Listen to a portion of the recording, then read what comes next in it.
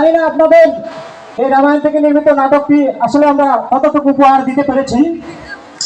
আমরা শুধুমাত্র চেষ্টা করেছি।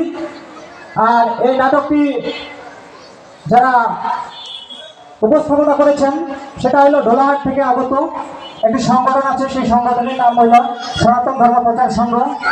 সেই সংগঠনের পক্ষ থেকে এই নাটকটি আজকে উপস্থাপন করা হয়েছে। তো আমাদের সংগঠনে অনেক কার্যক্রম চলতেছে।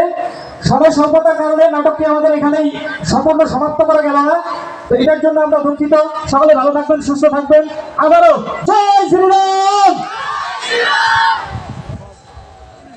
ধন্যবাদ।